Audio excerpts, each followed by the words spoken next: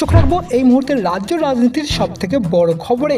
দুর্গাপুজো শেষ হতেই মালদা জেলার রাজনীতিতে জোরদার রাজনৈতিক জল্পনা শুরু হয়েছে। আলোচনার কেন্দ্রে রয়েছেন রাজ্যসভা তৃণমূল সাংসদ মৌসম নূর। হাওয়ায় ভাসছে আগামী বিধানসভা নির্বাচনের আগেই তিনি তৃণমূল ছেড়ে তার পুরনো দল অর্থাৎ কংগ্রেসে ফিরতে পারেন। তবে এই জল্পনা নিয়ে প্রশ্ন করা হলে নিজেকে আপাতত গুটিয়েই রাখছে মৌসম। তিনি বলেছেন তিনি তৃণমূলের একজন একনিষ্ঠ কর্মী এবং দলের নির্দেশ মেনেই কাজ করে যাবেন। তবে আসতে চাইলে চলে আসুন মৌসম নূরের সম্ভাব্য প্রত্যাবর্তন নিয়ে ইতিবাচক ইঙ্গিত দিয়েছেন কংগ্রেসের জেলা সভাপতি তথা মালদার একমাত্র কংগ্রেস সাংসদ ঈসা খান চৌধুরী। তিনি স্পষ্ট জানিয়েছেন শুধু মৌসম নন, তৃণমূল ছেড়ে যারাই কংগ্রেসে যোগ দিতে ইচ্ছুক প্রত্যেককেই দলের স্বাগত জানানো হবে। তবে আপনাদের জানিয়ে রাখি 2019 সালের নিজের রাজনৈতিক জীবনে বড়সড় মোড় এনে তৃণমূলে যোগদান মৌসম নূর, যদিও লোকসভা নির্বাচনে তিনি বিজেপি প্রার্থীর কাছে পরাজিত হন। পরবর্তীতে 2020 সালে তৃণমূল নেত্রী মমতা বন্দ্যোপাধ্যায় তাকে রাজ্যসভার সাংসদ করেন। এরই মধ্যে রাজনৈতিক মহল মনে করছে হয়তো বিধানসভা নির্বাচনের